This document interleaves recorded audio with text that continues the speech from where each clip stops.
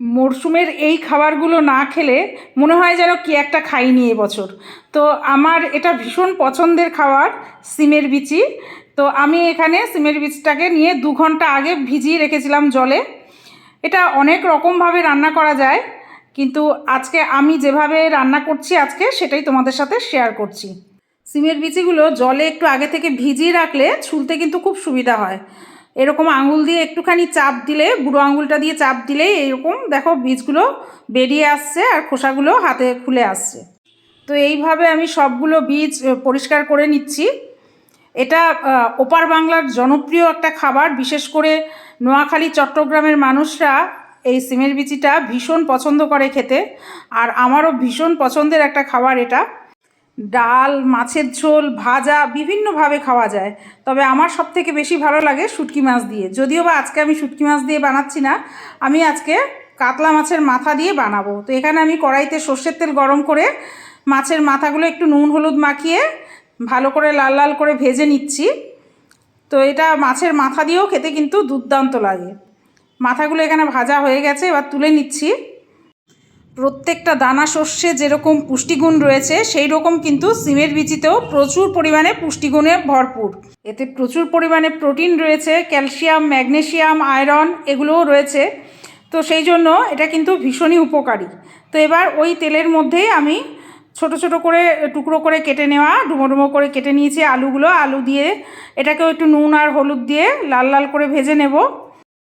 তবে যাদের ইউরিক অ্যাসিডের সমস্যা আছে তাদের সিমের বিচিটা না খাওয়াই ভালো, যতটুকু আমি জানি। তো আলুগুলো ভেজে আমি তুলে নিয়েছি। ওই তেলের মধ্যেই আমি গোটা জিরে ফোড়ন দিয়ে দিলাম, আর দিয়ে দিয়েছি একটা বড় সাইজের পেঁয়াজ কুচি। তো এটা কিন্তু পেঁয়াজ রসুন একটু বেশি করে দিলে খেতে কিন্তু অনেক টেস্ট হয়। তো পেঁয়াজ দিয়ে আমি পেঁয়াজটাকে ভেজে নিয়েছি হালকা। এবার এর মধ্যে আদা, রসুন, টমেটো আর কাঁচা লঙ্কার পেস্ট দিয়ে দিলাম। এবার দিয়ে দিচ্ছি পরিমাণ মতো নুন, একটু হলুদ গুঁড়ো দিয়ে দিচ্ছি, একটু লঙ্কার গুঁড়ো আর জিরে গুঁড়ো। এবার মশলাটাকে খুব ভালো করে কিন্তু কষিয়ে নিতে হবে।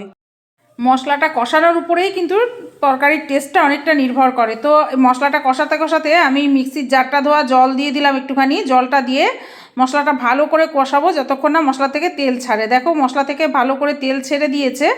এবার আমি পরিষ্কার করে নেওয়া সিমের বিচিগুলো দিয়ে দিলাম। সিমের বিচিগুলো কিন্তু রান্না হতে বেশি সময় লাগে না। তো আমি ভালো করে মশলার সাথে এটাকে মিশিয়ে নিয়ে একটুখানি এটাকে ঢাকা দিয়ে 5 মিনিট ভাজা করে নেব। তো এই যে আমি ঢাকা দিয়ে দিলাম, ঢাকা দিয়ে 5 মিনিট রান্না করেছি। তো মশলার সাথে সিমের বীজটাও ভালো করে কষানো হয়ে গেছে। এবার একটুখানি নেড়ে চেড়ে এর মধ্যে দিয়ে দিচ্ছি আগে থেকে ভেজে রাখা মাছের মাথা আর আলু।